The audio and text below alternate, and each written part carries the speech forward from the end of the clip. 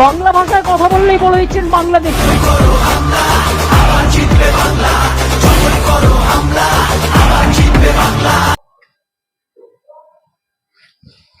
নমস্কার। যতই করো হামলা আবার জিতবে বাংলা, খেপা জালরে কিম্ভୀର পড়িগলা।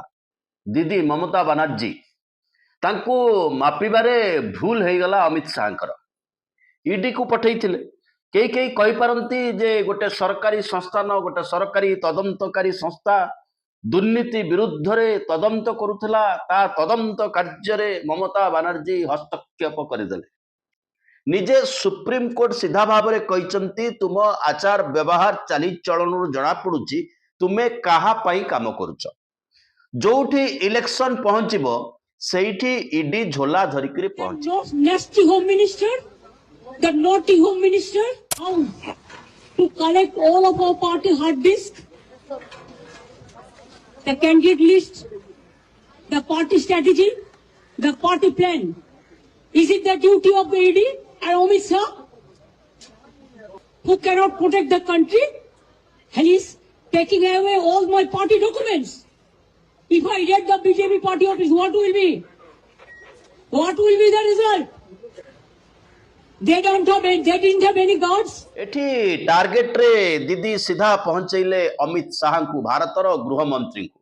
କାରଣ ପ୍ରଧାନମନ୍ତ୍ରୀ ବର୍ତ୍ତମାନ ନୀରବ ଏବଂ ବର୍ତ୍ତମାନ ସମୟରେ ଯେତେବେଳେ ଅନ୍ତରାଷ୍ଟ୍ରୀୟ ଭାବରେ ସବୁଠାରୁ ବଡ଼ ଆକ୍ରମଣ ହେଉଛି ଭାରତ ବର୍ଷର ପ୍ରଧାନମନ୍ତ୍ରୀଙ୍କୁ, ସେତେବେଳେ ଟୋଟାଲ ସିଷ୍ଟମ ନୀରବ ଏବଂ ଇଡି ତାର କାର୍ଯ୍ୟ ଆରମ୍ଭ କରିଦେଉଛି। କାରଣ ଆସନ୍ତା ଦିନରେ ବଙ୍ଗଳାରେ ନିର୍ବାଚନ ଅଛି। ନିର୍ବାଚନ ପୂର୍ବରୁ ପ୍ରଥମେ ଇଲେକ୍ସନ କମିଶନର ପହଞ୍ଚିବେ, ଏସଆଇଆର ହବ। ଏସଆଇଆର ଦୁଇ ପ୍ରକାର, ଗୋଟେ ହଉଛି ସ୍ପେଶିଆଲ ଇଣ୍ଟେନସିଭ ରିଭିଜନ, ଆଉ ଗୋଟେ ହଉଛି ସାର୍। ସାର୍ ମାନେ ଯୋଉଟା ପିଏମଓ ରୁ ଅନୁରୋଧ ଯାଇଥାଏ ଆମେରିକାର ରାଷ୍ଟ୍ରପତିଙ୍କ ପାଖକୁ, ସାର୍ ସାର୍ ଟିକେ ଆଲାଉ କରନ୍ତୁ, ସାର୍ ମୁଁ ଆପଣଙ୍କୁ ଭେଟିବାକୁ ଚାହୁଁଛି ସାର୍।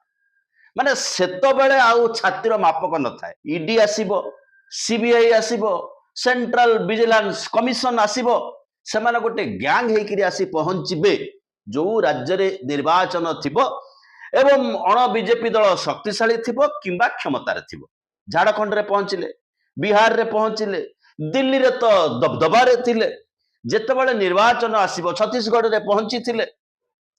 ଇଡି ସିବିଆଇ ର ଆକ୍ସନ ପରେ ଆରମ୍ଭ ହବ ସୋସିଆଲ ମିଡିଆରେ ମିଛ, ସୋସିଆଲ ମିଡିଆରେ ଘୃଣା, ଗାଈର ନୂତନ ସଂସ୍କରଣ।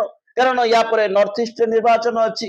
କିରଣ ରିଜିଜୁ ଯିଏକି ମୋଦିଙ୍କର ଜଣେ ଶକ୍ତିଶାଳୀ ମନ୍ତ୍ରୀ ଏବଂ ଟୋଟାଲ ନର୍ଥ ଇଷ୍ଟର୍ଣ୍ଣ ରାଜ୍ୟର ମଣି, ସିଏ ଆଗରୁ କହିଦେଇଛନ୍ତି ଯେ ମୁଁ ଗାଈ ଖାଏ, ମୋର ସାମ୍ବିଧାନିକ ଅଧିକାର ଅଛି, ତେଣୁ ଗାଈଙ୍କର ମଧ୍ୟ ଜାତି ସାର୍ଟିଫିକେଟ ବିଜେପି ଦେଇ ସାରିଛି। ସୋସିଆଲ ମିଡିଆରେ ଘୃଣା ବାଣ୍ଟିବାର ପ୍ରକ୍ରିୟା ଆରମ୍ଭ ହେଇସାରିଛି, ହିଂସା ବାଣ୍ଟିବାର ପ୍ରକ୍ରିୟା ଆରମ୍ଭ ହେଇସାରିଛି, ଯାହାର ପ୍ରତିକ୍ରିୟା ଭାରତ ବାହାରେ ମଧ୍ୟ ଦେଖିବାକୁ ମିଳିଛି ଭାରତୀୟଙ୍କ ଉପରେ। ତେବେ ଏଭଳି ଏକ ଉତ୍ତପ୍ତ ଉଷ୍ମ ପରିବେଶ ଭିତରେ ଶୀତ ଋତୁ ଯାଉଛି, ବସନ୍ତ ପ୍ରବେଶ କରୁଛି, ଆଉ କିଛି ଦିନ ପରେ ପୁରା ଉତ୍ତପ୍ତ ହେଇଯିବ, ତାତି ହିଁ ତାତି ରହିବ। ତା ପୂର୍ବରୁ ଯେତେବେଳେ ମମତା ବାନାର୍ଜୀ ଇଡି ସହିତ ମୁହାଁମୁହିଁ ହେଇଯାଇଛନ୍ତି, ଉଭୟ ଏବେ କୋର୍ଟରେ ସରକାରଙ୍କୁ ସରକାରୀ କାମ କରେଇ ଦଉନାହାନ୍ତି। Nasty home minister, green colour ଶାଗୁଆ ରଙ୍ଗର ଫାଇଲ ଦିଦିଙ୍କ ହାତରେ, ହାର୍ଡ ଡିସ୍କ ଦିଦିଙ୍କ ହାତରେ, ମାଇକ୍ରୋଫୋନ ଦିଦିଙ୍କ ହାତରେ, ସାମ୍ନାରେ ମିଡିଆ, ସାମ୍ନାରେ ଲୋକ। ଇଣ୍ଡିଆନ ପଲିଟିକାଲ ଆକ୍ସନ କମିଟି ଗୋଟେ ଅନୁଷ୍ଠାନ, ଗୋଟେ ସଂସ୍ଥା ଯିଏକି ରଣକୌଶଳ ତିଆରି କରେ, କାହାକୁ ଟିକଟ ଦବ କାହାକୁ ନ ଦବ। ଆଇପ୍ୟାକ୍ ଅତୀତରେ ମୋଦିଙ୍କୁ ଆଣି ପ୍ରଧାନମନ୍ତ୍ରୀ କରେଇଛି। ଆଇପ୍ୟାକ୍ କୁ ଯିଏ ପେମେଣ୍ଟ କରିବ ଆଇପ୍ୟାକ୍ ତା ପାଇଁ କାମ କରିବ। ଏବେ ଆଇପ୍ୟାକ୍ ତୃଣମୂଳ ସହିତ ଅନୁବନ୍ଧିତ।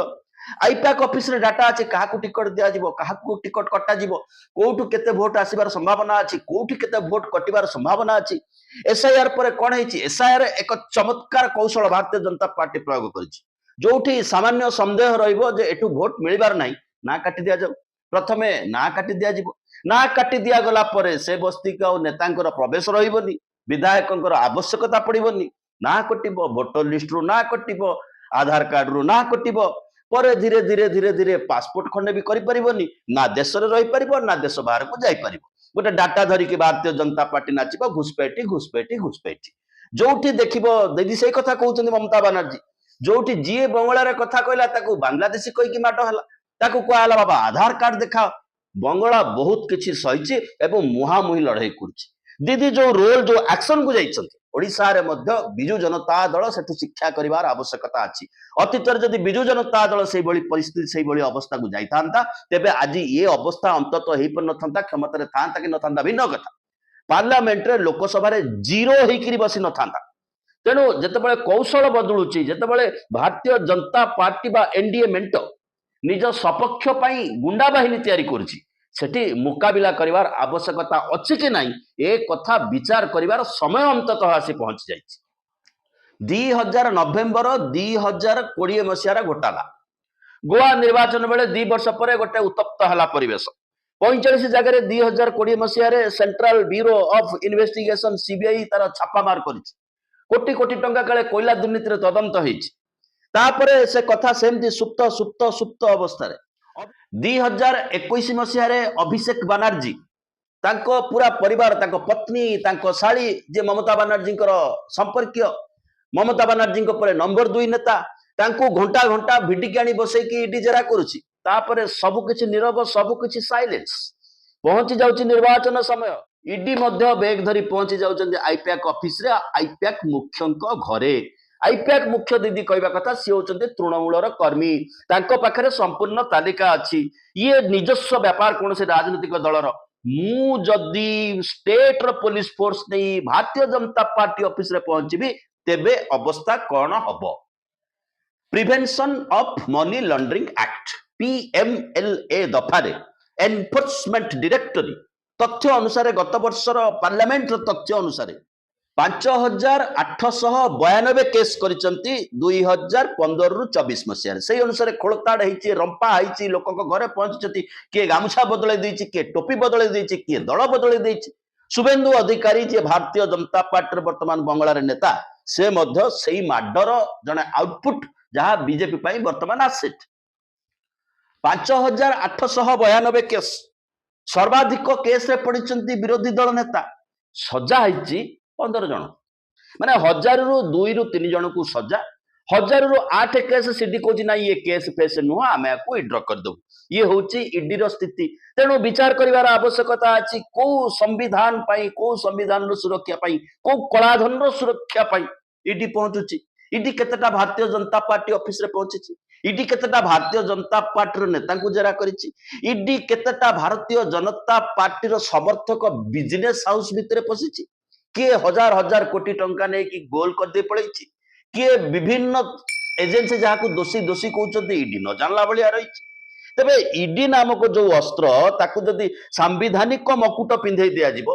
तेबे ये तर्क अन्य बाट को पळेबो किंतु इडीर आउटपुट होउचे या सीधा सड़क भाव में भारतीय जनता पार्टी रो गोटाए अस्त्र आईपैक होउची एडवाइजर टीएमसी रो एडवाइजर आगु को तमिलनाडु निर्वाचन हबो डीएमके रो मध्य एडवाइजर सीधा सड़क भाव में आईपैक रो मनोबल को दुर्बल कर दियो तांकर अंटा को भांगी दियो शत्रु दुर्बल हो जाऊ प्रतिपक्ष सस्ता खेला खेलतु आमे तापरे मकुट पिंधि कहबू आमे जीतीगलु निर्वाचन में किए जीत हार बड़ कथा नुह किंतु बड़ कथा हूँ मुहांमुही सामना करी जितेबाला मोदी अपेक्षा करिसेंती चित्र करुचंती ड्र करुचंती ग्राफ करुचंती मोदी करूना अमित शाह करुचंती मोदी केवल मॉडल होइकी आसीबे दाढ़ी बढ़ेबे कि पगड़ी रंग बदलेबे नुआ प्रकार जामा पिंधिबे टेलीप्रॉम्प्टर जहाँ लिखा है हाथ हल्ले लोक कहीदे जीवे ये वर्तमान मोदी स्थिति सी सीना मौन सिंह बोली कहते से निजे वर्तमान जो अमेरिका माड़ पड़ुची मौन मौन मौन किए बीजेपी को कुबेर भंडार रे भर्ती कर दउची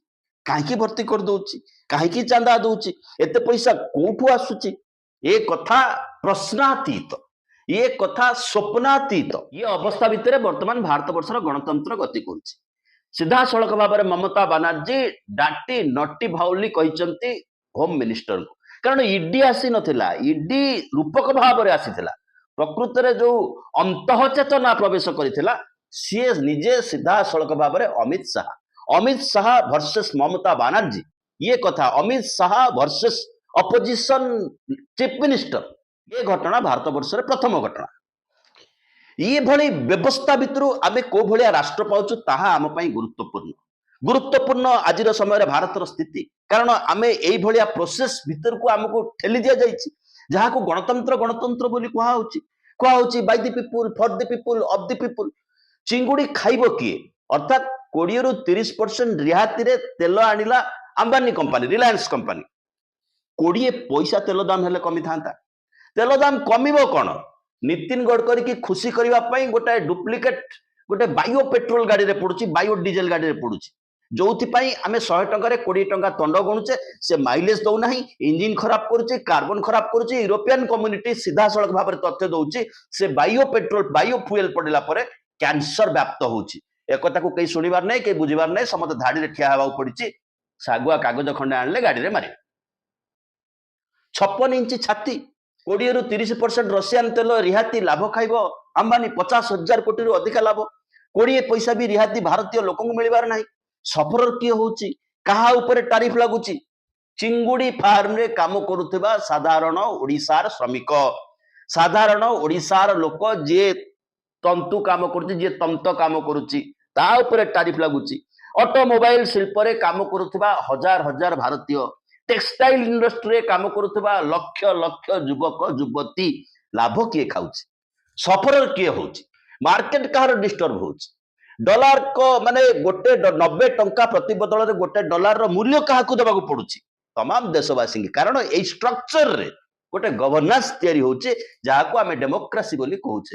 ତେଣୁ ଯେତେବେଳେ ମମତା ବାନାର୍ଜୀ ଭର୍ସେସ ଅମିତ ଶାହାଙ୍କର ମୁହାଁମୁହିଁ ଅବସ୍ଥା, ତାହା କେବଳ ଏକ ରାଜନୈତିକ କାରଣ ନୁହଁ, ତାହା ସିଧାସଳଖ ଭାବରେ ଲୋକ ସ୍ୱାର୍ଥର କାରଣ। କାରଣ ଏଇଭଳି ସରକାର ମାନେ ଆସିଲେ ଏଇଭଳି ଆଉଟପୁଟ ବାହାରେ, ଯାହା ଆମେ ସିଧାସଳଖ ଜଳ ଜଳ ହେଇକିରି ଦେଖୁଛେ। ଗଲୱାନରେ 20 ଜଣ ଯବାନ ଶହୀଦ ହେଲେ, ସରକାର ମାନିଲେ ନାହିଁ, ପାର୍ଲାମେଣ୍ଟରେ ମଧ୍ୟ ମାନିଲେ ନାହିଁ।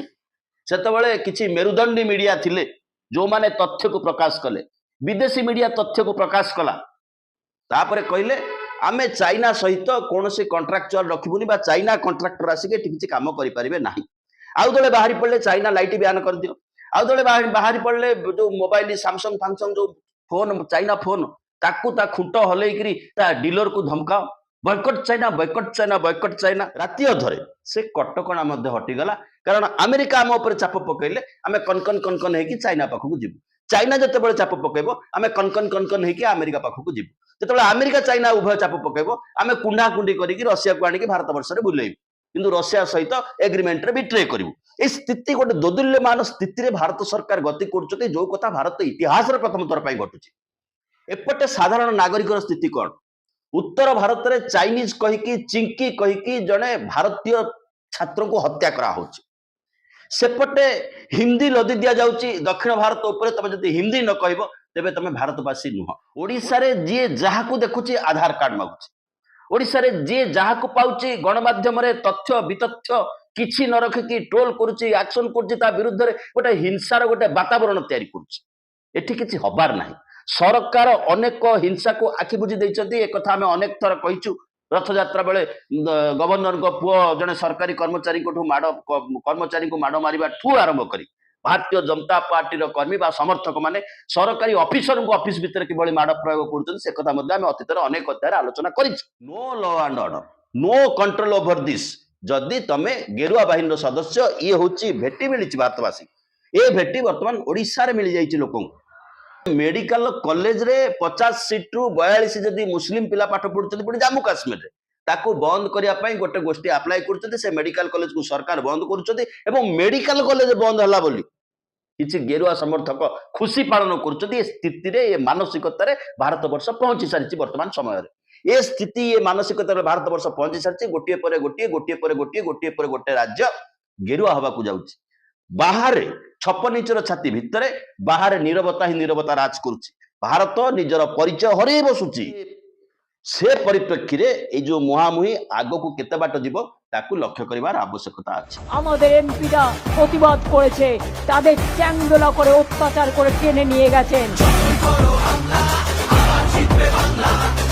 তেই করে হামলা, আবার জিতবো বাংলা। बहुत बहुत धन्यवाद। टिके सब्सक्राइब करने।